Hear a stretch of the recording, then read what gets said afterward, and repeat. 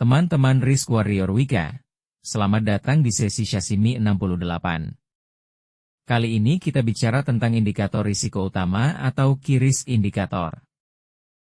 Teman-teman semua, mari kita mulai pembelajaran dengan memahami apa itu indikator. Indikator adalah alat yang digunakan untuk mengukur dan memantau suatu kondisi, kinerja, atau perubahan. Kegunaan utamanya adalah untuk memberikan informasi yang relevan dan dapat ditindaklanjuti bagi pengambil keputusan atau pengguna.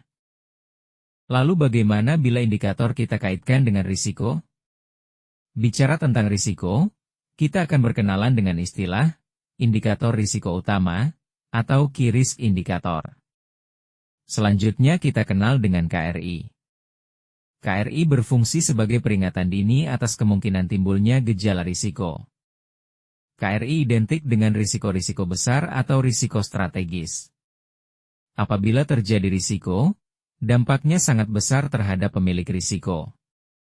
Contoh-contoh dampak risiko besar, diantaranya, kematian atau fatality, pilot, gagal bayar, pelanggaran hukum, dan denda-denda. Menurut Gerard Brennan, profil risiko selalu berubah atau dinamis. Diperlukan cara identifikasi yang efektif untuk menentukan apa yang menjadi pemicu perubahan dalam profil risiko tersebut. Alat bantu yang bisa digunakan adalah Key Risk Indicator, KRI. KRI adalah indikator yang harus dimonitor pergerakannya, untuk mengidentifikasi risiko mana yang harus diperhatikan lebih dalam. Sebelum risiko tersebut terjadi dan memberikan dampak kerugian pada perusahaan.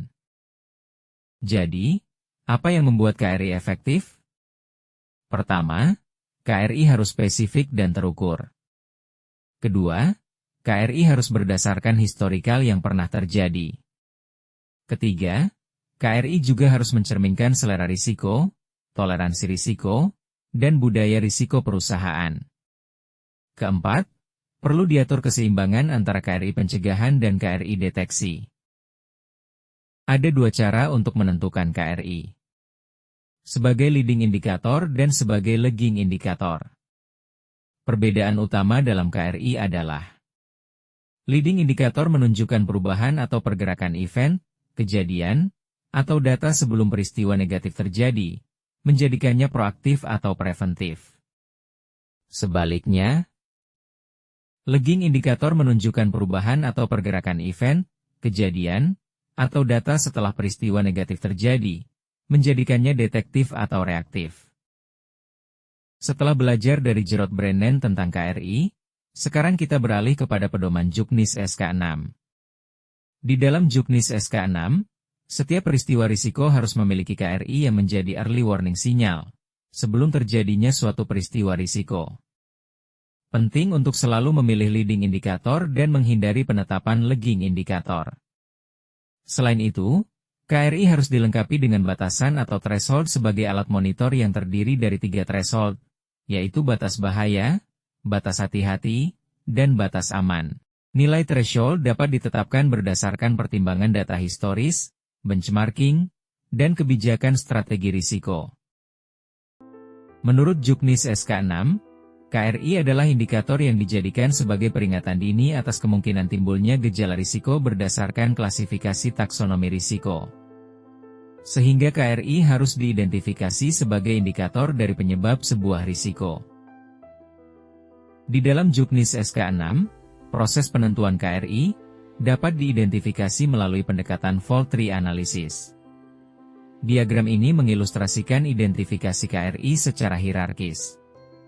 Dimulai dari level 0 sebagai sasaran, kita bergerak turun melalui strategi yang berbeda pada level 1. Pada level 2, kita mengidentifikasi dampak risiko. Level 3 merinci peristiwa risiko itu sendiri. Level 4 mendalami penyebab peristiwa risiko. Terakhir, pada level 5, kita mengidentifikasi KRI spesifik yang terkait dengan penyebab. Setelah kita mempelajari Juknis SK6, kita bisa melihat bahwa masih terdapat ketidaksesuaian antara penjelasan dalam Juknis SK6 dengan realisasi pelaporan saat ini. Di mana KRI saat ini masih diidentifikasi terhadap peristiwa risikonya. Kedepan, tinjauan pelaporan kita akan bergeser untuk secara langsung menghubungkan penyebab akar masalah risiko, atau penyebab risiko, dengan KRI. Sehingga KRI menjadi indikator yang bersifat proaktif. Itulah beberapa hal yang bisa dipelajari terkait KRI. Beberapa hal yang sering kita temui adalah, bahwa kurang efektifnya perlakuan risiko seringkali disebabkan oleh identifikasi penyebab akar masalah risiko yang tidak mendalam. Hal ini mengakibatkan perencanaan perlakuan menjadi kurang efektif dan sulit untuk mengukur perkembangannya. Salah satu upaya yang dapat dilakukan untuk peningkatan kualitas perlakuan risiko adalah dengan memperbaiki struktur Key Risk Indicator, KRI. Sehingga mempermudah identifikasi akar masalah dari risiko yang teridentifikasi. Dengan demikian, diharapkan perlakuan risiko menjadi lebih efektif dan terukur perkembangannya. Demikian yang dapat kami sampaikan. Semoga dapat menambah pembelajaran untuk kita semua. Terima kasih atas perhatiannya.